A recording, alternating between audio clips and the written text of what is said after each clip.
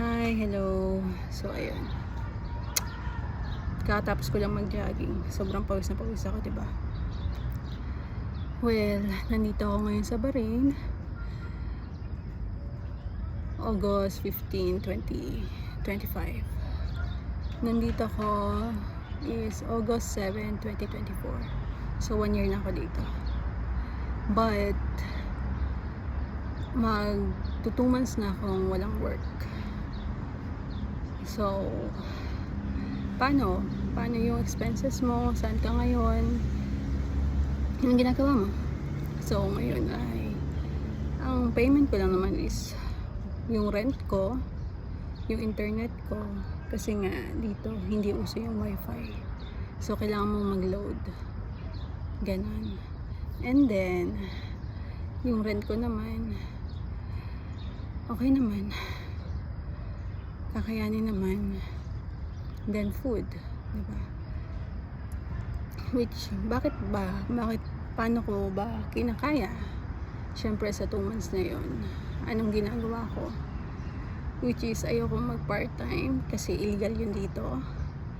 At the same time, nasa bahay lang talaga ako. Hindi ako lumalabas. After a month, ngayon na lang ako ulit lumabas.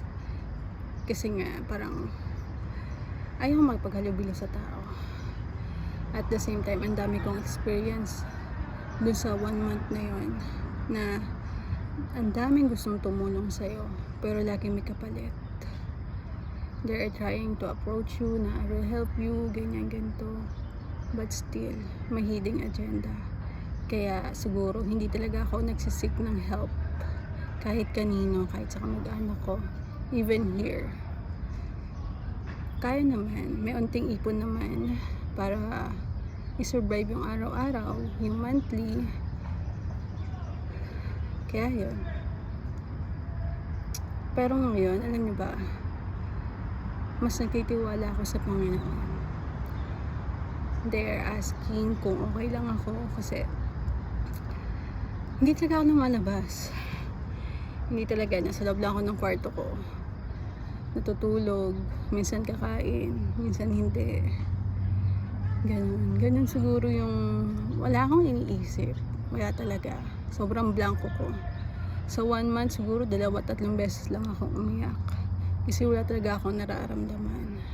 Napakadalang ko lang malungkot at may stress.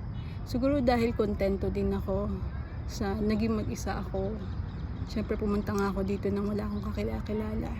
Wala akong kamag-anak. At alam kong wala akong tatakbuhan dito kundi ako lang. So, ayun, okay ako maging mag-isa. Okay ako na hindi ako makausap ng kahit sino. Nakakabaliw ba? Hindi siya nakakabaliw. Honestly, grabe yung pagtitiwala ko ngayon sa Panginoon. Na binibigay ko talaga sa Kanya lahat ngayon. Na siya lahat bahala. Kung ano man mangyari sa akin dito, pagkakatiwala ko sa Kanya, i-accept ko lahat. Maging maganda man o hindi maganda yung maging result, but still nagtatrust ako sa Kanya. Yung mga magulang ko nag-aalala, pero hindi ko naman ganun sinasabi sa kanila yung kalagayan ko. Sinasabi ko lang wala akong work at okay lang ako, kaya ko naman. Gusto nilang pauwiin ako, pero andito na kasi ako laban lang. Darating din yung time na magiging okay din ang lahat. Sa ngayon, wala kang work, but still, God is good. Diba? Nakakain ka pa din, may tulugan ka. Mahirap yung wala kang work, tapos wala ka pang patutulugan, diba? Kaya kabutihan kasi naging handa din naman ako kahit papaano. Hindi nga lang ganun kasapat, pero at least, diba, na-provide. So, ayun. Yun yung update sa buhay ko. 2 months na walang work, but still fighting here.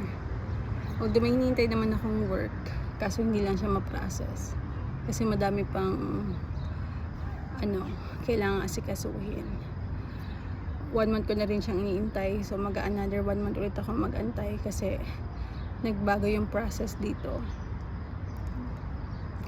Pero magtitiwala lang tayo sa Panginoon.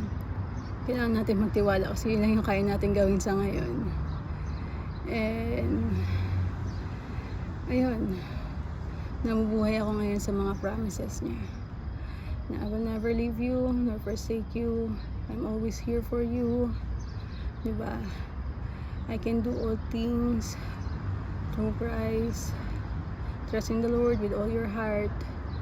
Grabe lang. Kaya natin to, guys. Unting push pa, diba? So ayun, ganyan ako kapawis ngayon. Lakas ko naman mag-update sa inyo na ganito yung itsura ko. Grabe, mga basura.